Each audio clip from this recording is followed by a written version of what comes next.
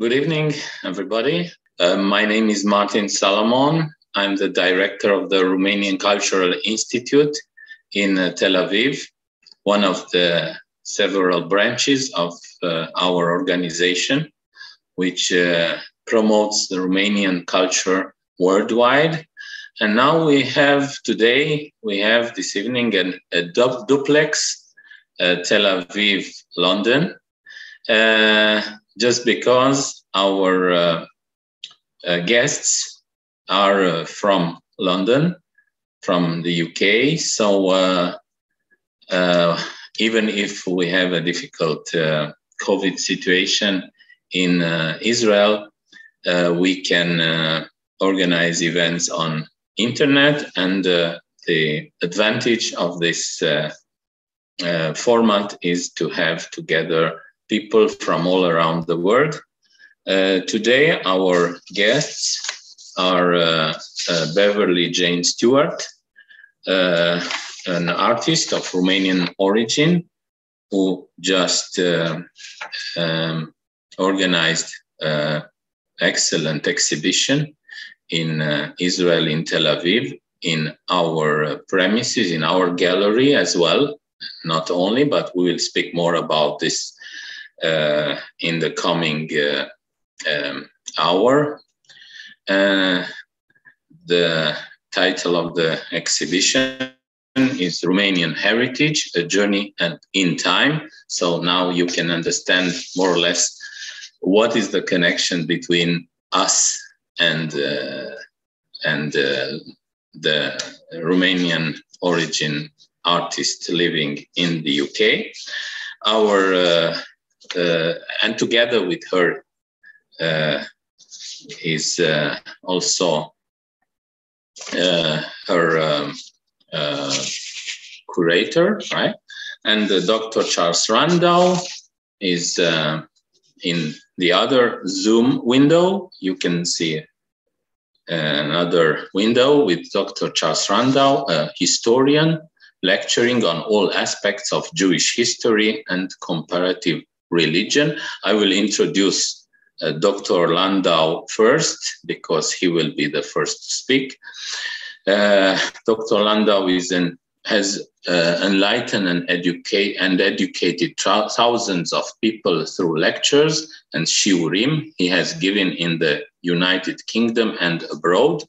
He has spoken in synagogues, churches, houses of parliament, universities, and numerous Jewish institutions.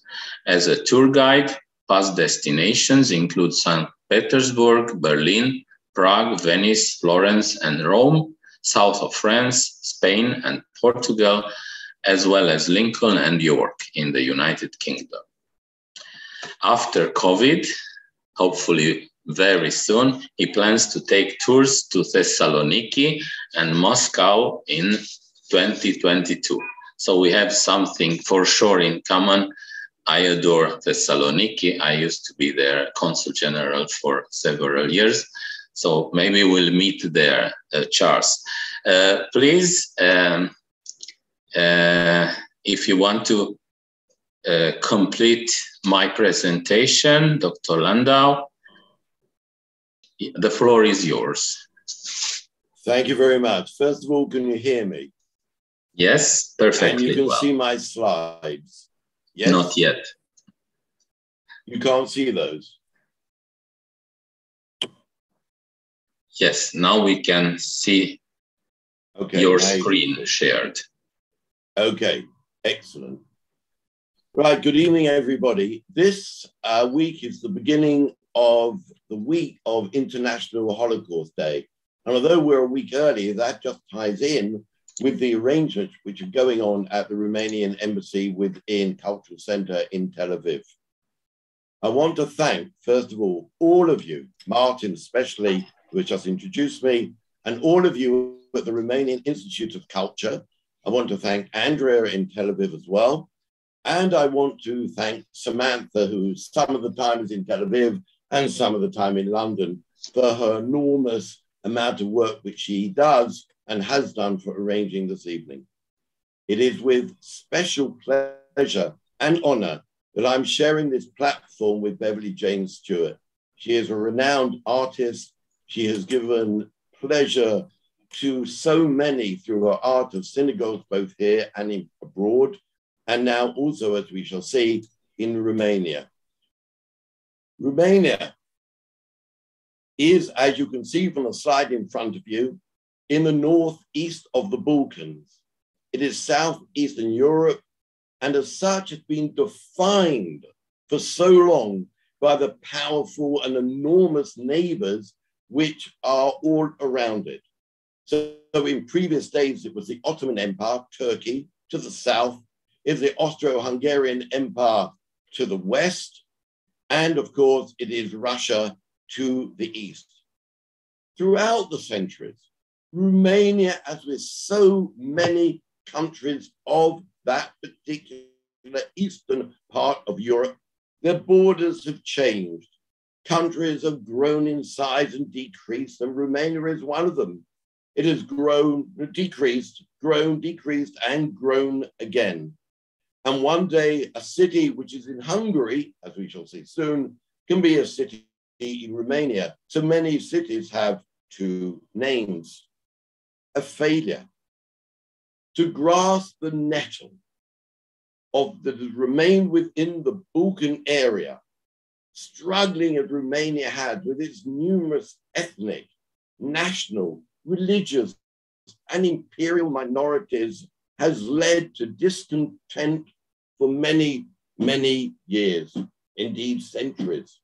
And only today, I'm speaking to a Romanian, she related how there are parts of Romania, which were Hungary, where the Romanians now will not speak Romanian, but only Hungary, because linguistically they feel themselves part of another country and not quite Romania. And then there were the Jews. The Jews were always different, always a minority.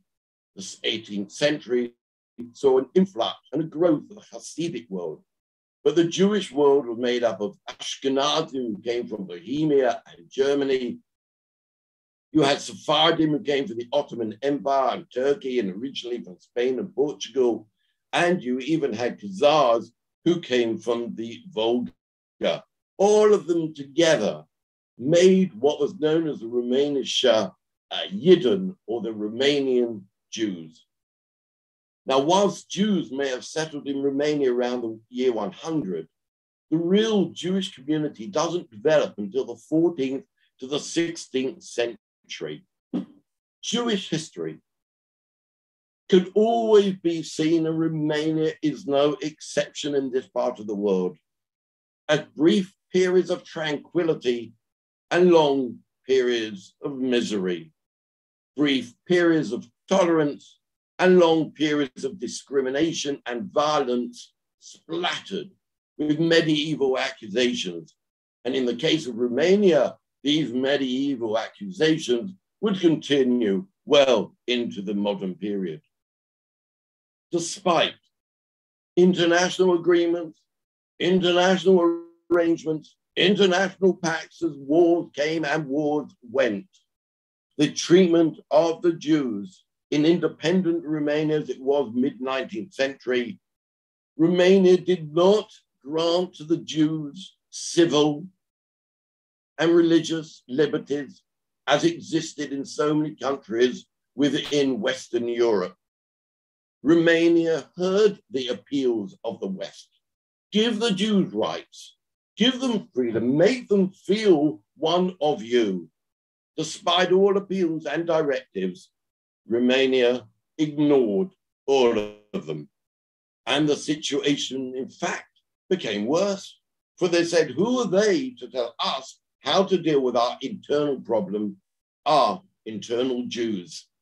Jews were excluded from certain areas of the country, excluded from jobs, excluded from certain schools, excluded from citizenship.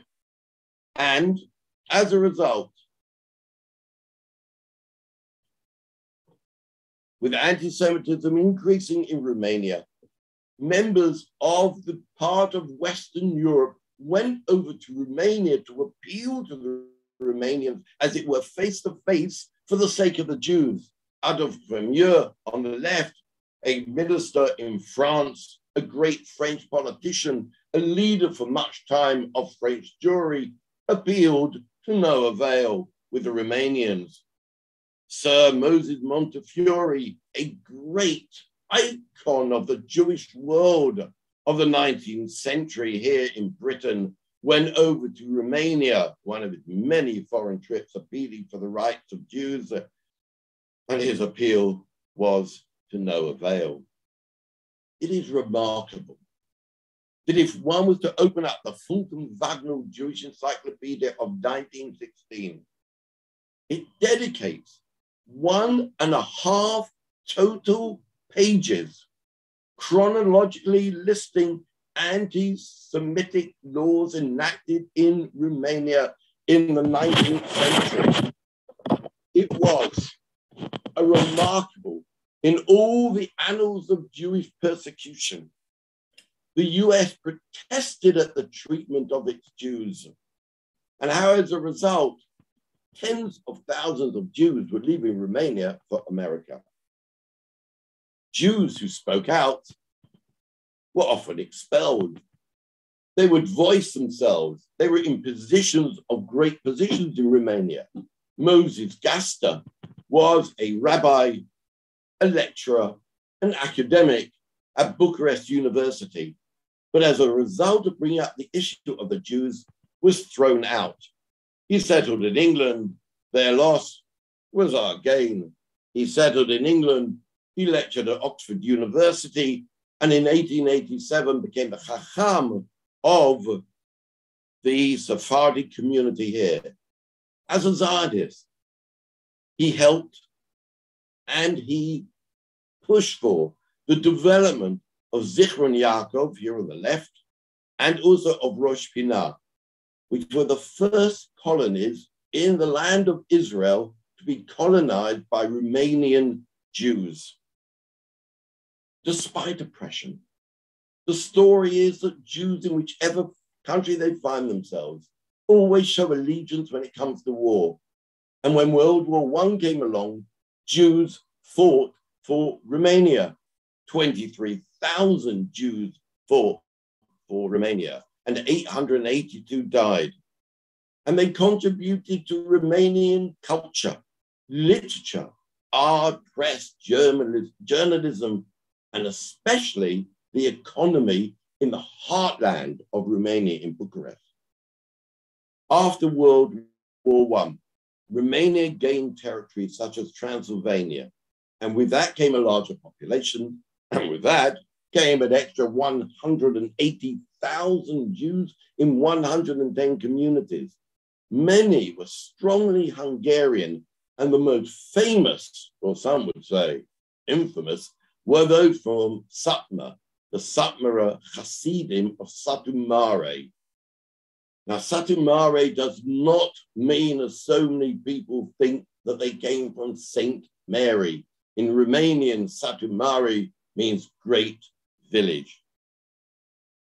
With the rise of fascism and Nazism in Europe, anti-Semitism in Romania increased. There were more pogroms, riots, numerous clauses. Synagogues were wrecked. In Cluj, 8 synagogues were desecrated. And in the late 1920s, in 1927, the Archangel Michael Lee became in 1929 the violent, virulent, anti-Semitic Iron Guard who mimicked Nazi ideology and styled themselves on the SS and the SD. Remarkably, due to increase in population, natural birth, and the enlarging of the country itself, by the 1930s, it is reckoned there were some 756,000 Jews in the new Romania. They represented some 4.8% of the population.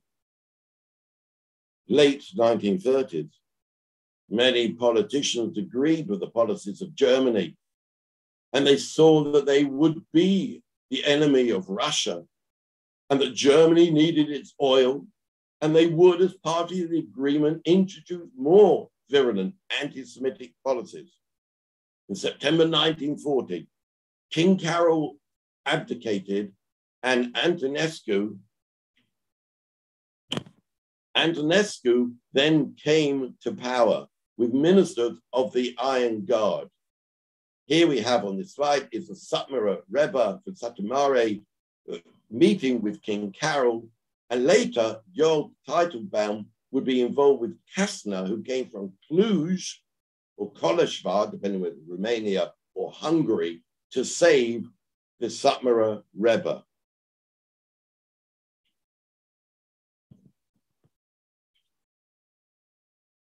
With the anti-Semitism which grew, Antonescu believed in spreading anti-Semitism and its virulence all through Romania.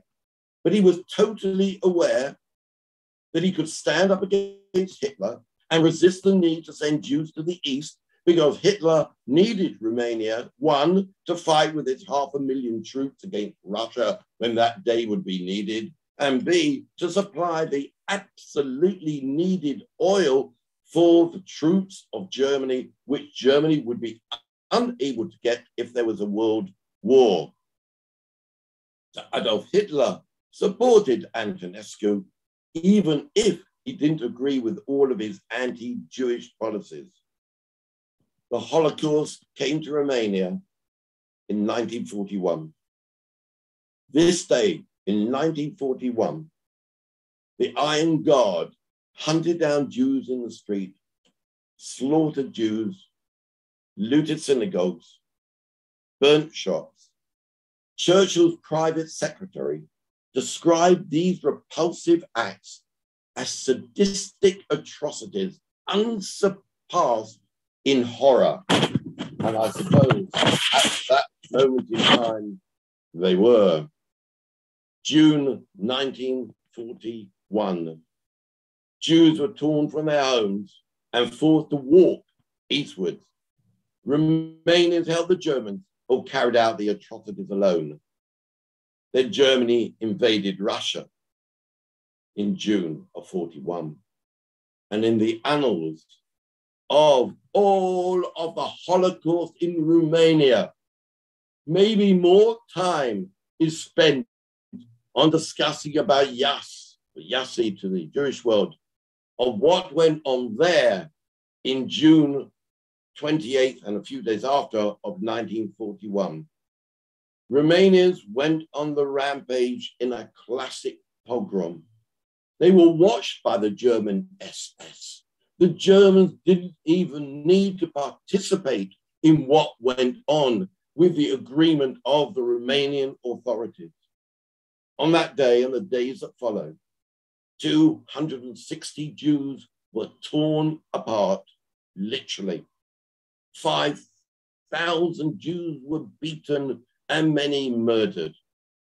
And then, as a point of the ultimate horror at that time, they then sealed thousands of Jews in cattle cars to be put onto trains and to be taken nowhere. The trains went from northern Romania to southern Romania. The Jews died through suffocation. Jews, midsummer, the temperature can reach into the 90s. Jews died from thirst. Jews died from hunger. As the trains, there were two of them, moved backwards and forwards, going nowhere. Of the 35,000 Jews that existed in Yas before the war, some 30% of them were murdered in this way, and thousands died on these trains. It was the culmination, even if it came early, of all the anti-Semitic madness of the Holocaust carried out by Romanians in Romania. By the end of 1942, Antonescu can see the inevitable defeat of Germany and tries to stop the evacuation to the east and begins to allow Jews to move through the Black Sea on ships towards the land of Israel.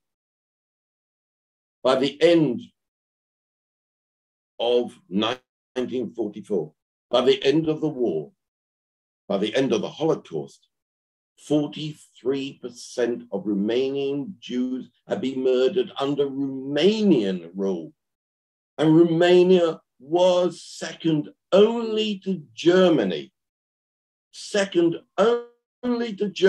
in the number of Jews it murdered, which were around 280,000. After the war, Germany did not accept its responsibility. It did not accept its guilt. Children under the Soviets were not taught in Romania the truth of what went on during the war. They were not taught any form of truth. And yet Romania did become a major friend of Israel. It allowed literally hundreds of thousands of Jews to move from Romania to Israel, whilst Israel paid dollars for them. The number of Jews in Romania plummeted, and today, even more so, there are hardly any Jews in Romania.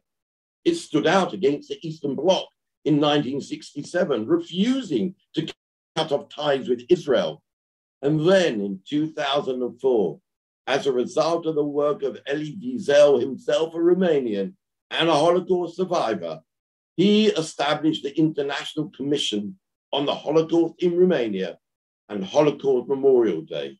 And Holocaust studies will come about in schools in 2023. But it is slow.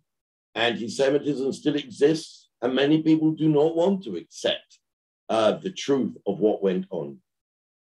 One group of people, which is where I will end, were those who looked at the anti-Semitism in Romania and the Holocaust itself through their writings, their art, and their poetry. The writings of people such as Elie Wiesel, and they looked at the anti-Semitism and the Holocaust. One such artist was Reuven Rubin. He painted most of his works in the land where he was born, in Romania. And many, but not all, would say that the background of this particular painting, entitled The Encounter, Jesus and the Jew, was painted whilst he was still in Romania before he went again to the land of Israel. Reuven Rubin was part of the early 20th century scene of artists who often portrayed Jesus Christ in their art. He, in fact, may have had a self-portrait within the face of Jesus. Jesus here represents the pain and the anguish of the artist. The stigmata on his hand represent the anguish and the anxiety that Jesus suffered in his suffering, which is the suffering Jew. And here it is said that Jesus is looking to the religious Jew, representation of the Jew, and he is, as it were, asking for forgiveness because Jesus himself was a Jew, and he is asking for forgiveness for the Christian treatment of the Jews. The painting, therefore, defines the suffering diaspora Jew and the apology of Jesus. They are not actually touching. They are still at a distance from each other, but they are at least on the same screen, as it were. Anselm Kiefer is a German non-Jewish artist born post-war in 1945. Kiefer, as a non-Jew, developed his themes on German history and the horror of the Holocaust, but he was especially inspired by the poetry of Paul Celan, and more than one painting is based on phrases from his poems. Celan himself was born in Romania. He was born as Paul Anschel. And whilst he survived the war in work camps, he saw, or he knew, or he felt the murder of his parents. And he never recovered from the murder of his parents, and their spirit, their parenthood, defined much of his poetry, the flow of his words, and the language which he uses in his poetry to make him one of the greatest post-Holocaust poets. He became one of the most significant as he raged against oblivion and barbarism. One of his most famous poems was the Todesfuge, or Death Fugue of 1944 in Romanian, later translated by 1948 into German. This is a surrealistic, more or less musical fugue, more or less musical poem, which is defined by pain, defined by the condition of the Jews in the sordid concentration camps. Every day as he writes to him is part of the night, and every night is a continuous darkness going throughout the day. It is a death song from the heart, the soul, and the spirit of those that suffered the individual as they longed for death. Survival was by black milk, which they drank, as the Germans treated them like dogs, while others are forced to play their violins to accompany the murder.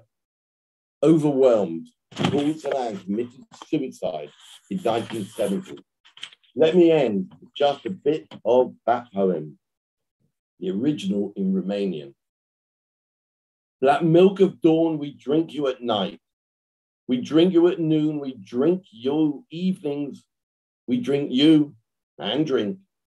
A man lives in the house. Your golden hair, Marguerite. Your ashen hair, Schlamit. He plays with the snakes. He calls out, play death more sweetly. Death is a master from Deutschland. He calls, scrape those fiddles more darkly. Then as smoke, you'll rise in the air. And then you'll have a grave in the clouds, and there you'll lie at ease. Black milk of dawn, we drink you at night. We drink you at noon. Death is a master from Deutschland. We drink you evenings and mornings. We drink and we drink. Death is a master from Deutschland. His eye is blue. He's striped with lead bullets. His aim is true. A man lives in your golden hair and your house, Marguerite. He sets his dogs on us. He gives us a grave in the air. He plays with snakes and dreams. Death is a master from Deutschland. Thank you very much. Thank you very much, Dr. Landau. This was the history of the Romanian Jews in a nutshell. Actually, I've never heard so many information in such a short time about this subject. So congratulations on being brief and full of content. Not everybody can do that, but that makes a good speaker, a good one. And Dr. Landau, Charles, is really one of them. I forgot to mention, but I will do it now, that we accept questions from the audience, and few of them already did put some comments on the Facebook page of the Romanian Cultural Institute and of our partners who are also streaming this video event, Hampstead Garden Suburb Synagogue and St. John's Wood Synagogue from London. And we already see the high interest on the live streaming. I suppose many of them are members of those congregations, and I'm welcoming them as well to our event. Thank you for joining us. One of them probably is Paul Kleiman, who is addressing to Charles Landau, saying that his father's family came from Soroca, Iași, and Chișinău, relation left Romania for Palestine in 1882 to set up Rosh Pina. Yes, Rosh Pina is one of the two well-known Romanian-founded towns in Israel, together with Zichron Yaakov, both founded and funded by the Rothschild family from Jacob Rothschild. So here is the British connection again. And this year we celebrate 140 years since the establishment of Rosh Pina and Zichron Yaakov. Nagy Marian, she is speaking about her grandmother's Holocaust survivor from Maramoros-sziget, from Sziget to Marmației, very close to Satmar, where what Charles was speaking about, the Satmar congregation. And Sharon Abramson. Here is a question for you, Charles. Do you know anything about Magda Lupescu, who married King Carol after Romania became a republic? She was Jewish. Yes, she was the fiancée of the king, and they married later in immigration, and she was Jewish, right? She is part of the legend around the Romanian, which exists around the Romanian royal house, which by the way has also British connections, and from the UK, the mother of the King Michael was member of the English royal house. Now I will pass the floor to our second speaker, Beverly-Jane Stewart, who is in the same Zoom window with Samantha Rose. Hi, hello. Welcome. Samantha Rose is the project coordinator of Beverly-Jane Stewart. Beverly, as I said, has an ongoing exhibition in the Romanian Cultural Institute's art gallery. Behind me, you can see Roll Up. Unfortunately, we cannot show you her exhibition, but I want to tell that this was maybe the most successful exhibition in the history of the Romanian Cultural Institute. Every day we have a lot of visitors, even during Corona times, and they are discovering their Romanian roots through the artworks of Beverly-Jane Stewart, who is a British-based artist with strong Romanian roots. As I said, her grandparents arrived to the United Kingdom from Botoșani, Romania, in the early 20th century. Their cousins remained in Romania, and they sadly lost contact with them at the start of the Second World War. She regards herself as a diaspora Jew, which has given her a sense of belonging and purpose, particularly in her work as an artist. Beverly-Jane obtained a degree in education for arts at London University and was elected as a fellow of the Royal Society of Arts. She describes herself as a visual storyteller, exploring the theme of public and private space within Judaism, the synagogue, and secular surroundings, illustrating the story of Jewish social history in a contemporary multicultural society. Beverly, please tell us more about your art, about your techniques, and of course about your connection to Romania. The floor is yours. Thank you. First of all, I'd like to thank Martin for the introduction and Andrea for her technical and both of them for being so your hospitality in this exhibition that I've held at the ICR in Israel. I'd also like to thank Vera Pipo and Ari Berkovich, who are the creators of this exhibition, for their input. And I cannot leave out Samantha, who really is the person at my side all the time, who's my project manager, who's helped this activity come. I feel very humble following after Charles, and also the somber history that he's given in his talk, which was very based on the catastrophe that the poor Jews suffered in the Holocaust. My grandparents fortunately left just before the First World War, but they still left in fear.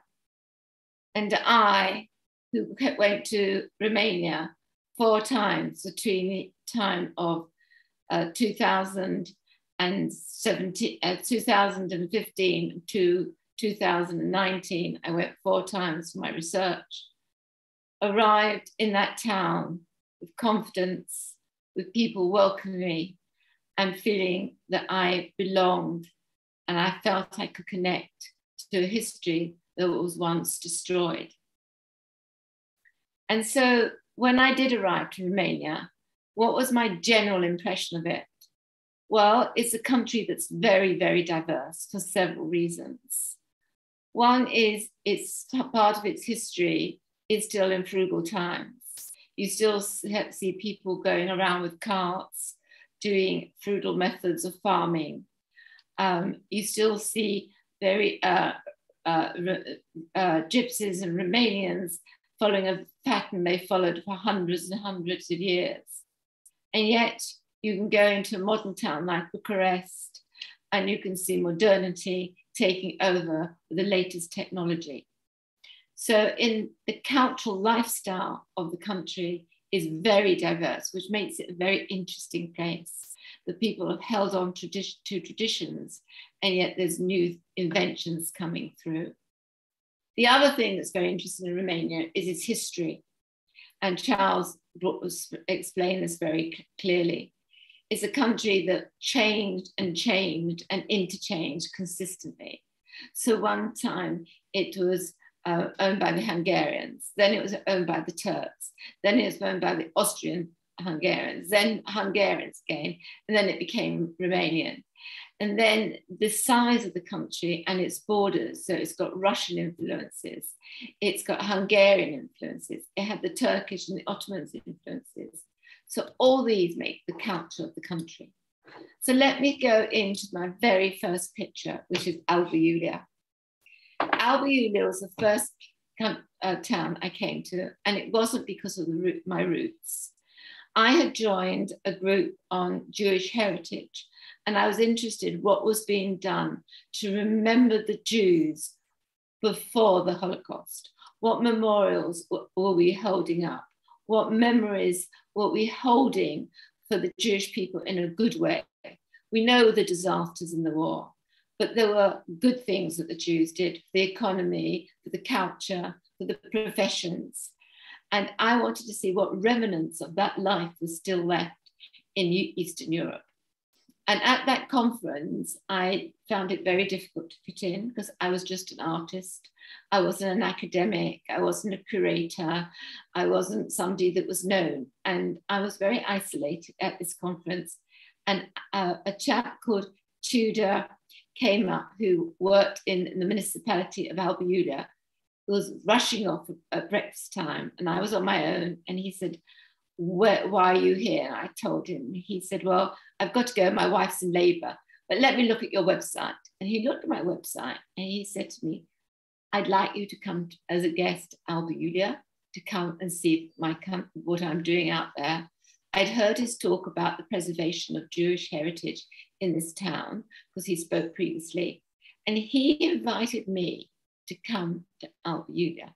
And that was the first step I'd ever made in Romania and the first opening of my eyes. In this picture, you see, It starts off with the expulsion in 1492 in Spain here. Now, the Spanish got rid of the Jews. They didn't want the Jews at that time. And many of the Jews went to Portugal, but a lot of Jews were taken up by the Ottoman Empire because the Ottomans thought their loss is our gain. The Jews were known for trading. They'd already traded with the Turks. And they took the Jews in, the Sephardi Jews in, and those Jews wandered down through into Albiulia. And how they came into Albiulia was that Albiulia is in Transylvania, and it was governed by a Hungarian prince. And he thought the same as the Turks. The Jews are good traders. We could do well with their expertise. And he allowed them religious freedom in Albiulia. So in this town, starting from the late 1400s, mainly really the 1500s, the Jews started to come in to Transylvania.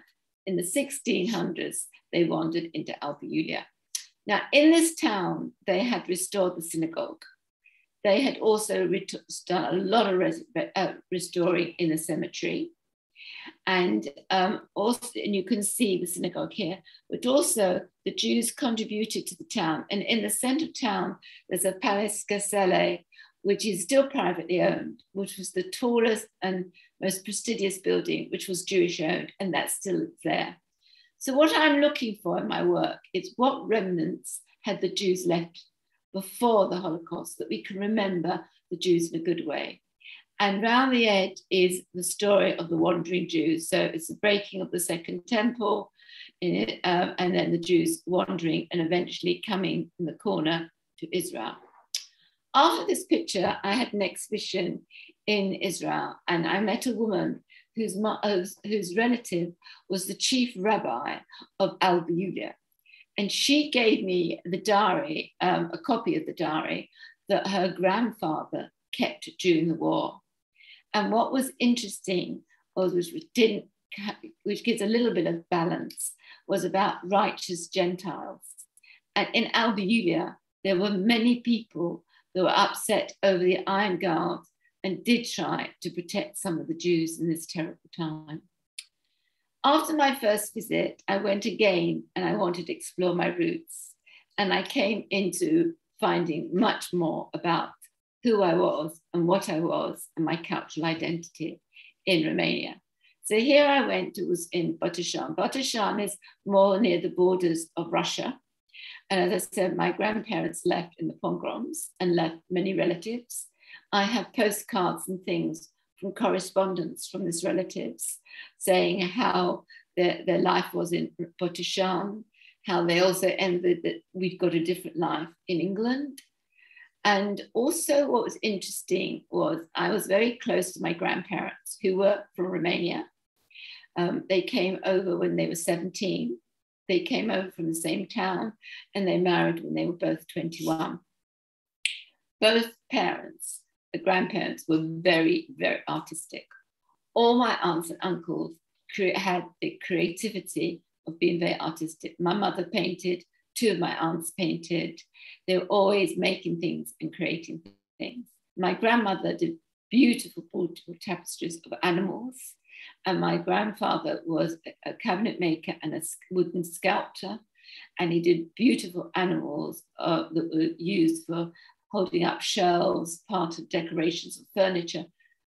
And when I went to Botoșani to find out about my roots, I became quite shocked, because what I discovered was that being brought up in a very artistic environment, and certainly stemmed from my grandparents, was the animals that my grandfather carved from wood had similarity to the cemetery icons on the stone. So there was a style now I had seen develop from Romania through to Britain. The next thing I also noticed that in the synagogue, this was the one synagogue that was left in Botoșani, which has been restored. I don't necessarily know if that was the synagogue they went to, because many of them were destroyed, as I said. But in this final synagogue that was left in Botoșani, all the ceilings were painted animals, so similar to the tapestry animals that my grandmother created in her images. At the top of the picture is where my grandparents would have worked. Now, my great-grandparents, they were what you call coopers. They used to make wooden barrels, which was quite common in that period because it was near the woods, where the forests where wood was available. And Jews weren't allowed to own their own land, so that they were allowed to work together. So you rented a factory, a space, and Jews all worked together. And I recreated what it'd be like to be a cooper in that period. There was my great-grandparents. This is the synagogue. This is the sort of place and town they would have lived. But I like to put things in contents of today. So though this is the town they would have lived, in the modernity, you see the flats. So the past is quite soft and brown, and the color is of today. They would have had to travel to Hamburg by car, some by train, get the steam train to Britain from Hamburg to the tower, because they came into the East End. And here's my story here. There's me painting my grandparents. So now you can see the continuation and the continuation of the atmosphere of being a creative place that my grandparents had inherited from Romania. This is a sketch, and I put in this sketch because this is a very important synagogue in Cluj. It was in the mid-1800s it was built. This synagogue is architecture, you can see, is very Romanian. So it shows when people built this, they wanted to connect to Romania. The Jewish Romanians were very proud to be part of their host country. And they made a synagogue that so much fitted into the architecture, you could actually tell it's a synagogue. It's very much in the old part where the universities are. But many, many Jews in Cluj, as we've mentioned before with Charles's talk, perished in the war. And this synagogue is dedicated in memory of the Holocaust for the Jews that lost their lives. So this is a specific synagogue, and that's why I put it into this collection.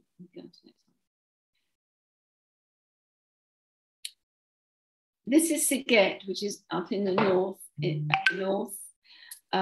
and why I put this picture in, it's done differently from my other pictures.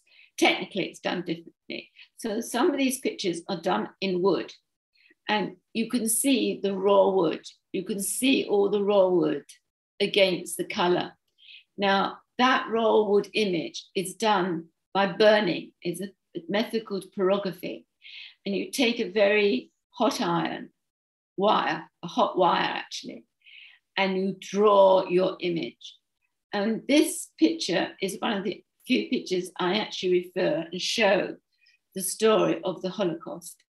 And I've reconstructed it through burning. So a lot of people lost their lives through burning, and I've recreated that life through burning. This is the town where Elie Wiesel lived.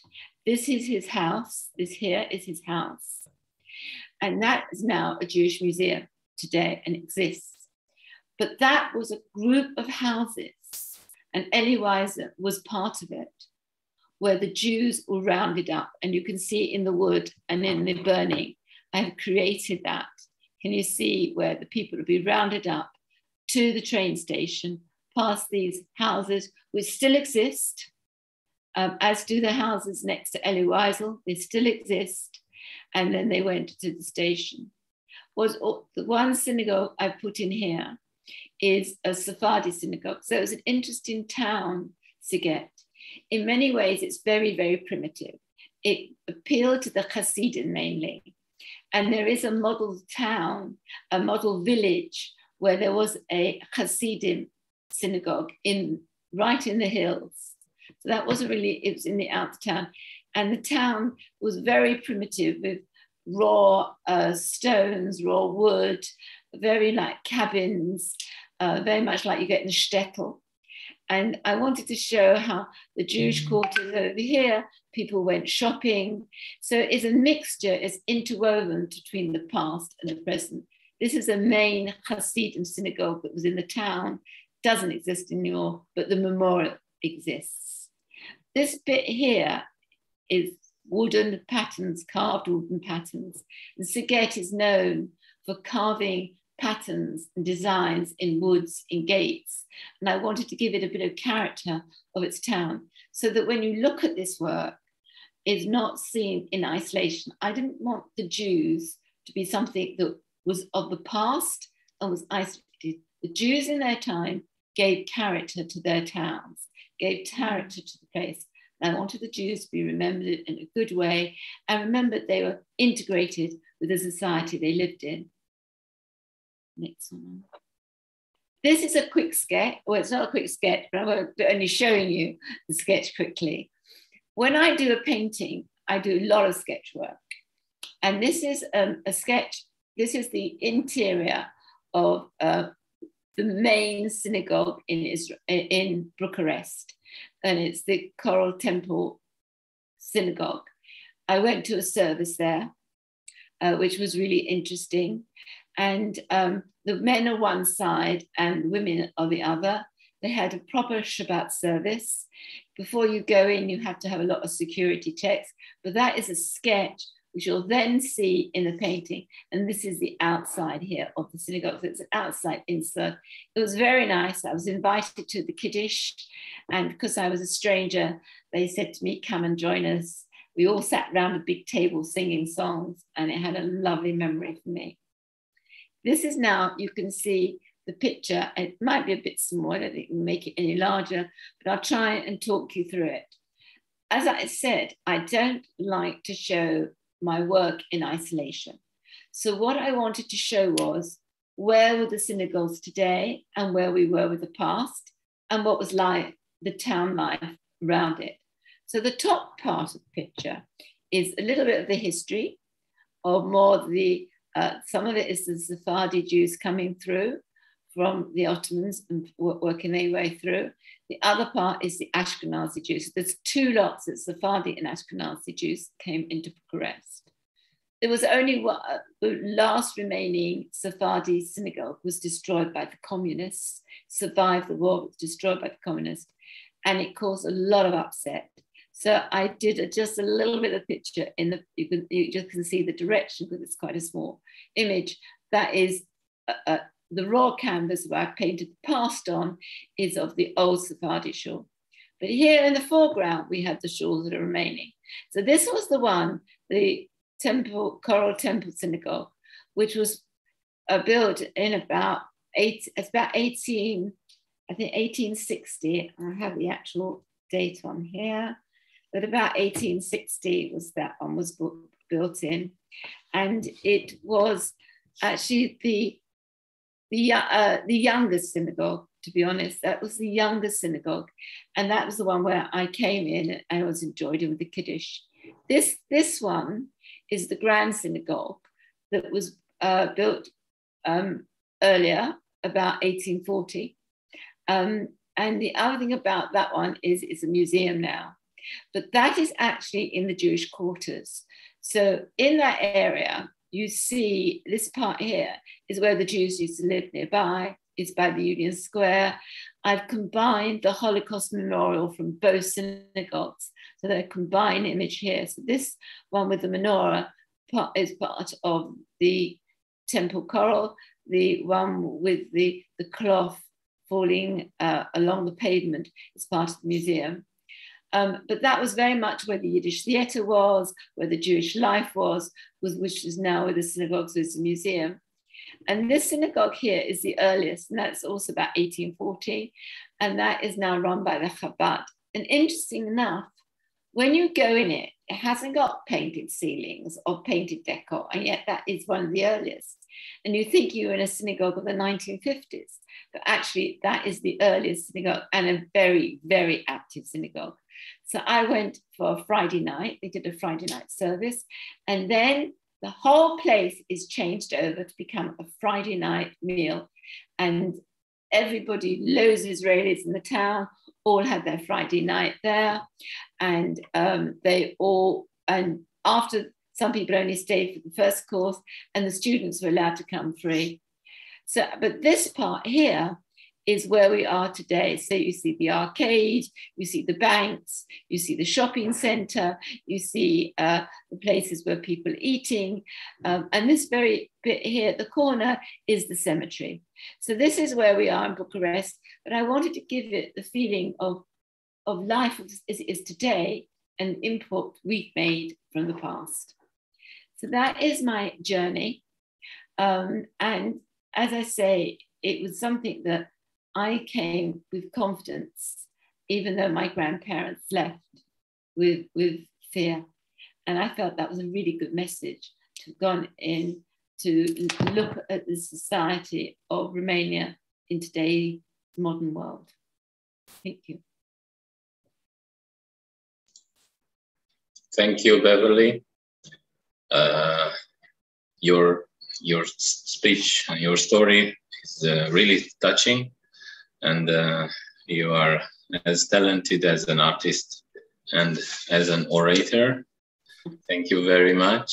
And I will now read some of the comments, because comments and questions, because we are really overwhelmed by the huge interest of people watching us. I'll start with too many. I can't pick any of them. Nina Zilberman is actually working in Sziget. She is the president of Tarbut Foundation in Sziget, and we know her for a long time. She wrote in her comment that Elie Wiesel was requested to write the report by the Romanian government. October 9 was established by the Romanian government as an observance holiday by the Day Iași pogrom. What about Transnistria and Auschwitz from Maramureș? I think that's a question for Dr. Landau, I suppose. We will take more questions and then try to answer them together. Catherine Eisner-Garber, can you talk about people who might have converted to other faiths after the First World War? Wow, difficult question. Actually, I know a few personalities. Maybe I can give some examples. Nicolae Steinhardt, who was a Romanian writer, Orthodox monk, and lawyer. So he not just converted to Christian Orthodoxy, but he became a monk. He converted in prison, in a communist prison, to Orthodoxy. Actually, he was Jewish only by his father, so it's less than a conversion. Haiman Hariton Tictin, Romanian Jewish linguist and academic, one of the founders of the modern Romanian linguistics. He actually converted twice, once to Orthodox Christianity and then to Catholicism. So interesting stories about them, but they were both high intellectuals in the Romanian culture, and put their print marks on it. Sharon, no, sorry, one more question. This is not a question. Eisner-Garben Catherine, my grandmother was from an area around Chernovitz, which was part of Romania, now in Ukraine. I think she abandoned her Jewish faith for safety reason. So an example about conversion because of persecutions, right? Dr. Landau, Shosh Goldstein Hill, if you have any knowledge or connection with the Timișoara Jewish community in Romania,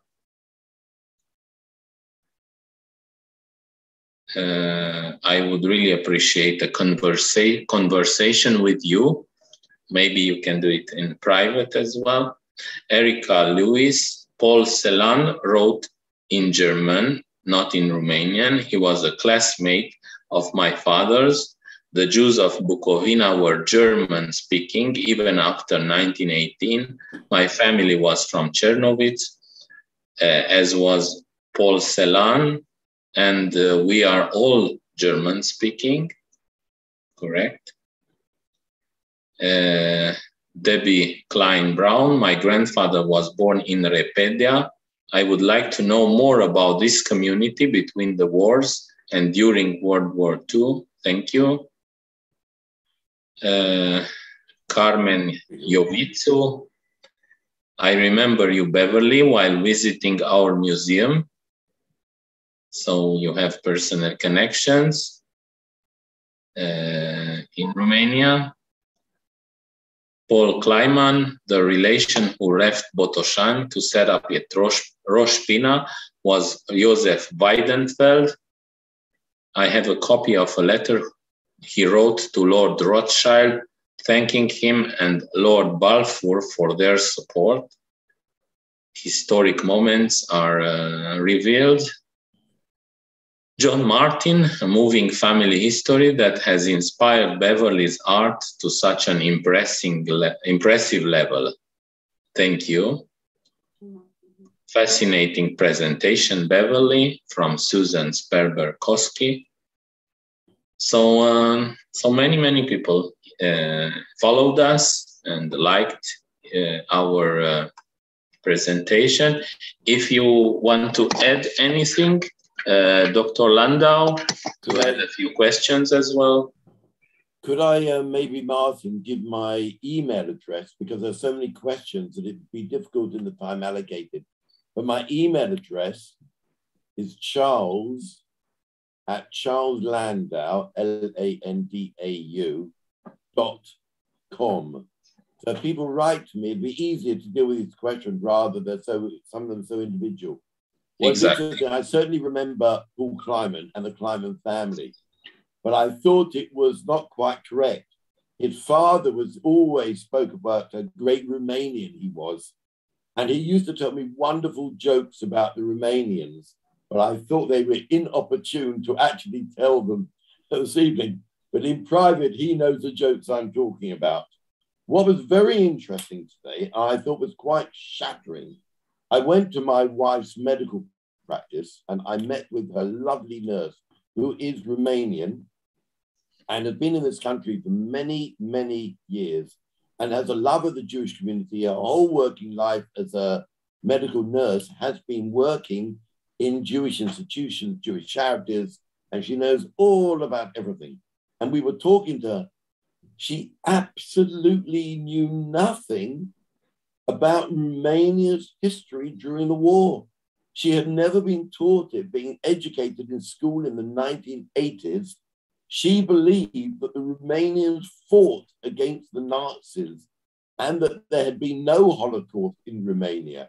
She was completely, and the National Day, which is celebrated as the day of 1944 in August, which was the day when Antonescu and Romania changed sides, she didn't know why. She never understood it was about a day of changing sides, because she believed that Romania always fought against the Nazis.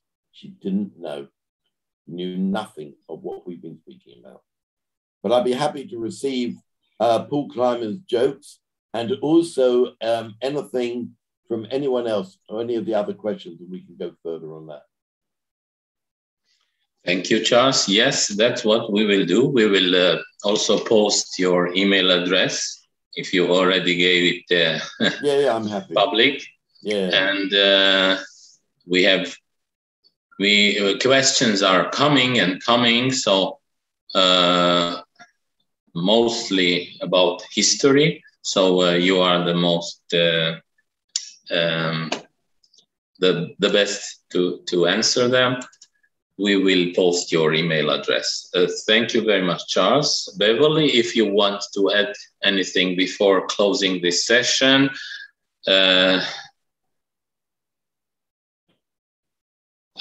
we need to, you need to unmute yourself. Yes. Yes. Just to say, I did go to Timișoara. It was going to be the town of the European Festival in 2021. So I did a lot of work in Timișoara, and there is a small community still left there. There is still one synagogue. Mainly they hold a service in a room, and you can see the skeletons of other synagogues, but it's a very sophisticated town, very much on the Hungarian borders now, and an interesting town. So somebody mentioned about Timișoara, and I did a very detailed picture and spent a lot of time there, but I didn't show it on this presentation. But it's been a really interesting event, and I think it's lovely that I've had the privilege of being able to join Charles to give an extra dimension to this history. So thank you all. Thank you very much. Yes, Timișoara is going to be the European cultural capital of Europe in 2023. It was postponed from 2021, and the Jewish heritage is part of the offer, the cultural offer that Timișoara supposed to present. So we had a journey in time about Romanian Jewish heritage together with Beverly-Jane Stewart. Our Israeli friends can still visit her exhibition in the premises of the Romanian Cultural Institute in Tel Aviv until January 31, so 10 more days. Thank you, Beverly. Thank you, Samantha, and thank you, Charles, for being with us. And I'm glad that we made this connection between Tel Aviv and the UK. All the best to you. Good evening. Goodbye. Thank you. Shalom. Thank you. Bye-bye.